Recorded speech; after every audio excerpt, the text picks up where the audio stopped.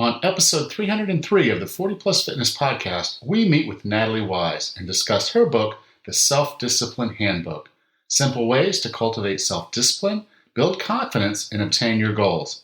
You can find the full show notes for this episode at 40plusfitnesspodcast.com/303. The 40 Plus Fitness podcast is sponsored by Health IQ, an insurance company that helps health-conscious people like runners, cyclists, weightlifters, and vegetarians get lower rates on life insurance. Go to healthiq.com/40plus to support the show and see if you qualify. Do you have enough life insurance to ensure your family is well cared for? Health IQ can help you find a plan that is right for you because you care about health and fitness. They may be able to save you some money.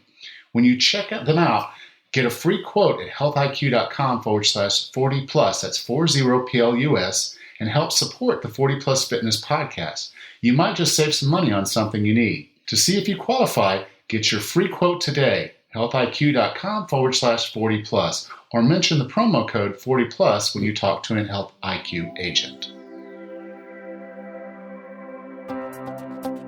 Have you decided you're ready to make a change? To reclaim your health and fitness? The 40 Plus Fitness Podcast is here for you. I'm your host, Alan Meisner. I'm an NSAM certified personal trainer with a specialization in corrective exercise and fitness nutrition. Let me be your coach as you find your way on your health and fitness journey. All right, let's go.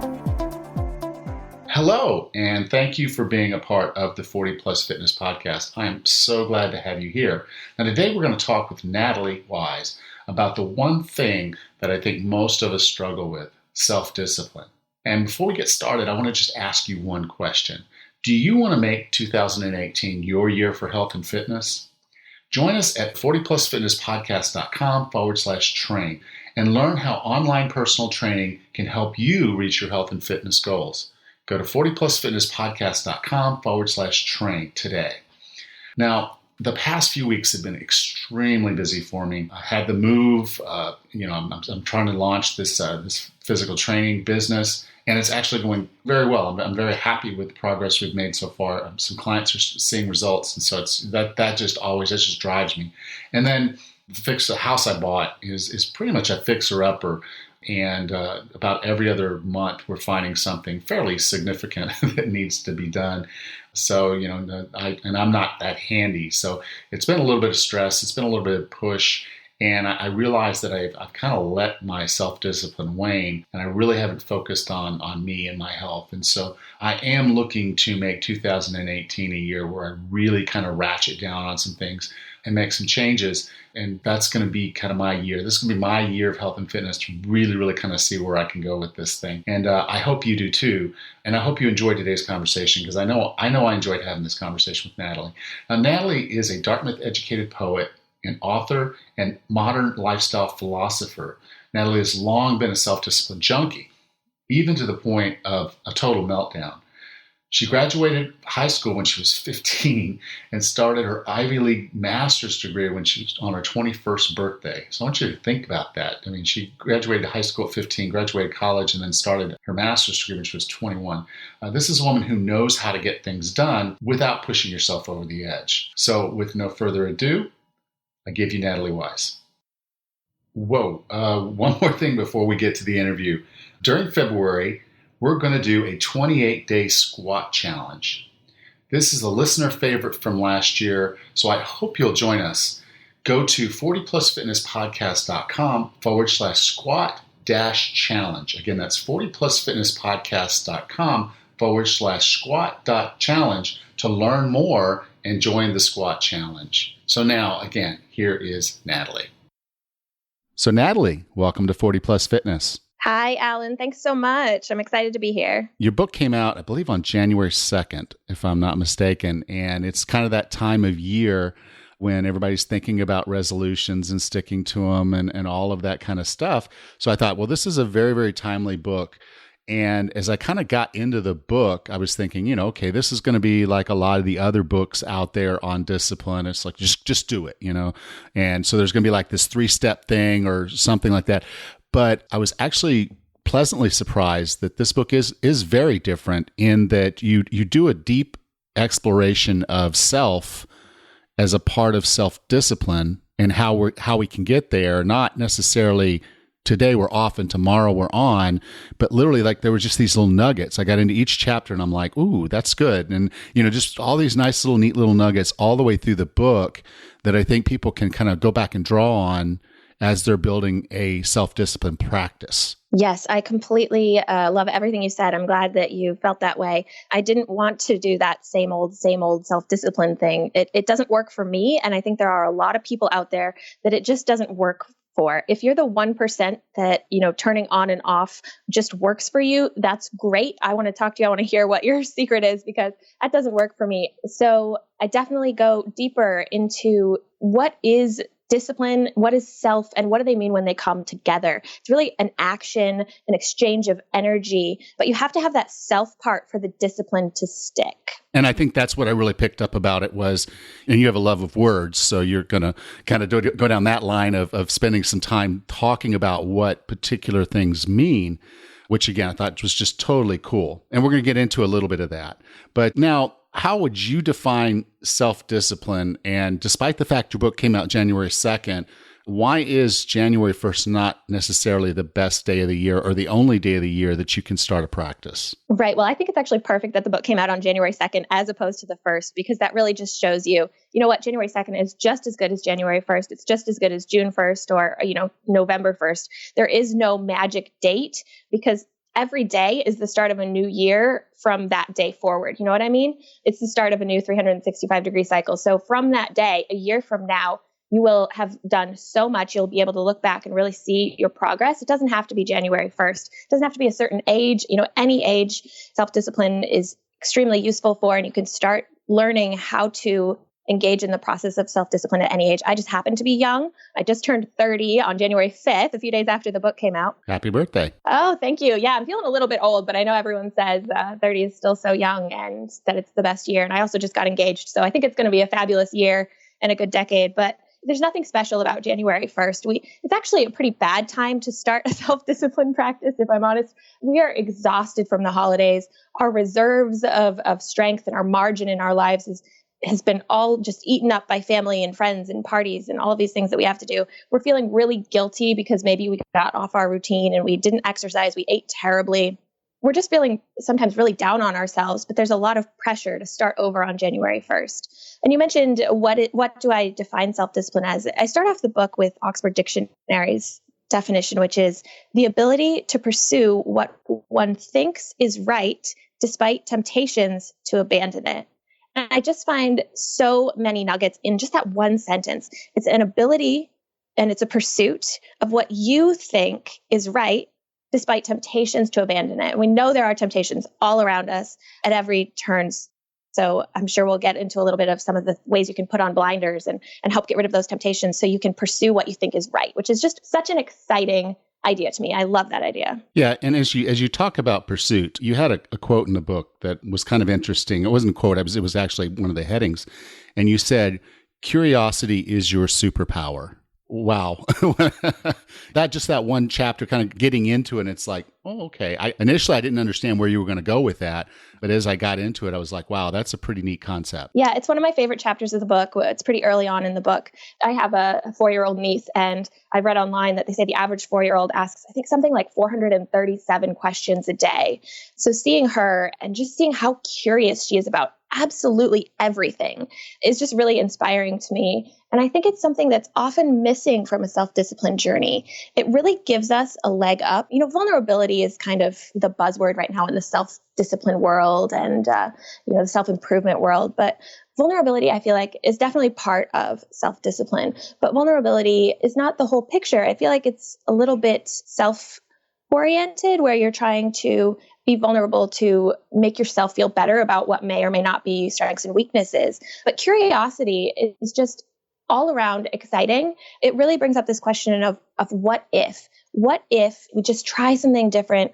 What if we go in a completely different direction? And I really think that makes self-discipline work for you, because when you're curious, you're going to keep going. And my whole self-discipline journey, it's all about momentum and movement and keeping going forward, because self-discipline, one day we can fall off the bandwagon and get down on ourselves and then just say, oh, what? I missed yesterday at the exercise gym. Why even bother going today or the next day? But curiosity, and when you're really curious about what can happen when you get out there in the world and when you share who you are and you're improving who you are and all of those things, it really is something that just sparks something unique, which lights self-discipline on fire. And the way I like to think about it would be, maybe you don't enjoy going to the gym, but you hear that they've got this cool new little class that they've just started up that's a combination of 3 or 4 different things. Or maybe you can go out and buy a new cookbook and try some different recipes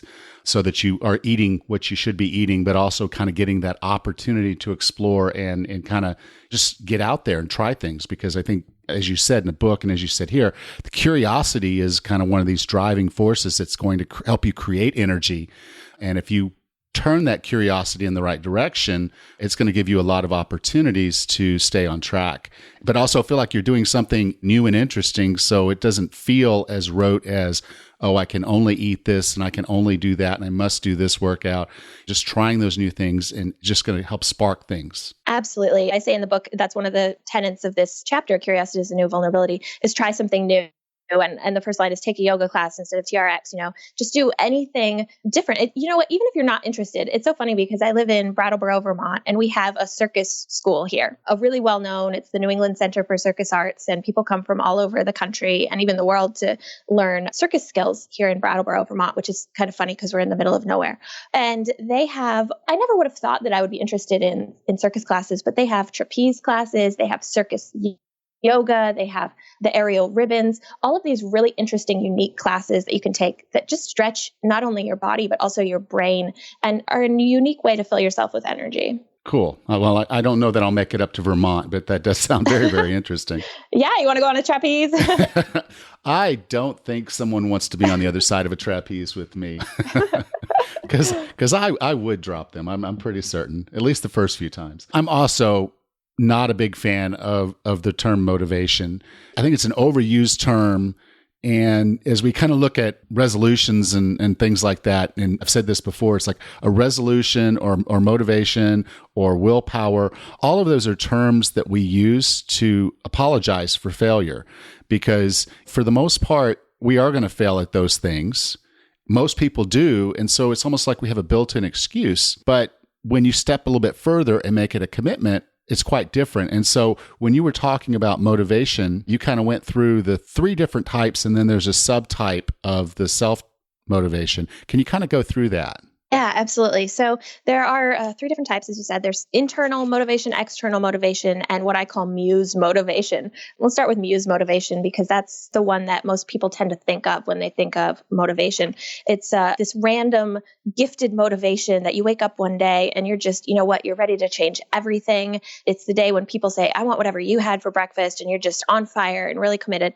I call that the unicorn of motivation. It's really fantastic. Everyone wants it, but it's really mythical. It doesn't stay very long before it runs off into the sunset. So it's one that I say is actually a self-discipline foe. I try to push it aside whenever it comes and focus on something that's deeper that I know will last. So then there's external motivation, which is never a bad thing in and of itself, but it is a little bit too focused on something that doesn't have a story or a purpose. So it could easily lead you astray, and you're not going to be as focused on, it's more of just the end result rather than who you are. So those are things like wanting to get a bigger house or a promotion or, fit into your wedding dress. Now that I got engaged, those are things I'm thinking about fitting into my wedding dress and things like that. But when we take internal motivation, it's the only motivation that we actually have control over. So I call this the self-discipline friend. And it's something that we can cultivate. It's easy for some people and it's not easy for others. Some people seem to have more natural willpower than others. But we can even take that one step further. This is sort of the subcategory is heart motivation. And it's really all about your why. Why are you getting up at 5 a.m.? Why do you want to go to the gym every single day? And it could be something like your family wanting to make sure that you stay healthy so you can see your kids grow up and things like that. It's something that actually motivates you on a deeper level from inside yourself. That's the term. You use that term. I use the term commitment. And much like you're thinking about getting married, I can tell you on your wedding day, it's going to be one of the most emotional days of your life. It's a day you're going to remember for the rest of your life. And it's going to be one of those things where you have a why and you have this vision, and they all come together for this really, really deep emotional commitment. And if folks can make that kind of commitment toward what they want, be it health and fitness or a relationship or anything else, they're going to be successful because they can always kind of fall back on that deepness, that, like you said, heart motivation that's just always going to be with them. Yeah, I feel like external motivation and even regular internal motivation, they're they're head centered, and heart motivation is obviously centered in your heart. And we all know that sometimes that head to heart correlation is the hardest thing to get something that we know in our brains to really sink into our hearts. And when we can grasp a hold of that, I really think we're unstoppable. Absolutely. I want to take just a quick little break to talk about our sponsor. The 40 Plus Fitness Podcast is sponsored by Health IQ, an insurance company that helps health-conscious people like runners, cyclists, weightlifters, and vegetarians get lower rates on their life insurance. Go to healthiq.com/40 plus to support the show and see if you qualify. Again, that's healthiq.com/40 PLUS, or mention 40 plus when you're talking to one of their agents. Thank you. Now, there's another thing that you got into here, because I think, a lot of us do think of self-discipline as an on or off switch. We're either self-disciplined or we're not. But the reality of it is most of us are not. And we need to have patience with ourselves. So having kind of a practice patience is very important. Can you kind of go through, because you have like several different ways that someone can use patience or can kind of pull out patience so that they're not beating themselves up every time they fail or every time they fall short of where they think they should be. Can you talk about patience? Oh, patience is so important in a self-discipline practice, and it's one that most people leave out. We don't seem to think that patience goes with self-discipline, because self-discipline is always, as you say, running towards the next goal. You've got to be up. You've got to be filling every second of your time with something that helps you achieve your goals. But I actually think that can be a detriment to our self-discipline practice. And patience is truly a virtue. It's one of those long-known truths that society tends to forget every once in a while. And I personally seem to forget very regularly. But it really does help us it's a lifelong effort in making self-discipline sustainable for us. So I call it running the middles, being patient. I'm sure there are some marathon runners here, and sprinting is easy. Most people can just find some reserve of strength to get across that finish line. But when you're doing long distance runs, there's that slump in the middle. And I feel like most of us have that somewhere along our self-discipline journey. So these are good ways to help you run that middle. Breathing, obviously, is just one of the most important. When I'm impatient, the first thing I forget to do is to breathe. There are a lot of really great apps out there that can help you with this. Breathe with 2 E's, so it's BREETHE, is a good one they have what they call the breathe bubble. You can even Google it. It's on YouTube. And it's this little bubble that inflates as you inhale, and then you hold your breath for a few seconds, and then the bubble gets smaller and you exhale. So it's a visual representation that you can follow along anywhere. You can do this anywhere. You can do it, when you're sitting at your desk, when you're in the car, just breathing down deeply into your stomach, and it helps calm your nervous system and your brain down so that you can really just settle yourself, which is important when we're self-disciplined. A lot of times we get that adrenaline rush going, but I like to just bring that adrenaline rush down and tell myself, it's all going to be okay. We'll get everything accomplished, but I don't have to be hyperventilating on the way there. And then shake it off. This is a great one. Exercise and just moving your body is a really great way to help you practice patience. If something isn't going right or isn't working, just bring everything into your physical body so that you feel yourself grounded and your physical being calming down as well. Then something else is change the channel. We like to get on this little hamster wheel or, snowy channel of static where we're just waiting for the channel to come in clear or to get off the hamster wheel. So changing that channel in our brains and just focusing on something else is a really great way to get through that slump or that waiting period that you might have in your self-discipline journey. Talking to someone you love is a really powerful and important tool in your sort of self-discipline toolkit. Science actually proves that hearing a loved one's voice can calm stress and physical reactions in your body, which I just think is so cool that science proves it, because I know it's true. Just talking to someone that you love or hearing some encouragement from someone in your life, especially if they get you to laugh, is really important as well to just keep you going. So this conversation is not necessarily about what you're struggling with. This is just pick up the phone and call your mother and have a conversation. Absolutely. Just get out of your own brain.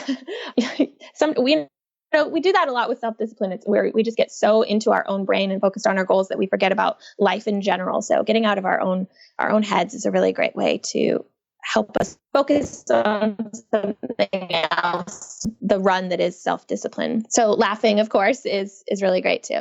And then I talk about how knowing when you need to keep going and knowing when you need to quit. Most self-discipline books will never, ever tell you to quit, but I don't believe in that. I think that sometimes you really do need to quit and reassess and start over and do something differently. It's not true that winners don't quit. Plenty of winners quit things that aren't working for them before they find the thing that is really working for them. So you just have to make sure that you're always iterating, always trying things. As we said, it's a practice. So we actually have to practice it, which might mean that we have to quit something, or it might mean that we need to know when we can push through and when we need to just keep the pace and have a cold glass of water and a banana and keep going. I was really, really pushing hard. I wanted to be able to deadlift 500 pounds in my 50s.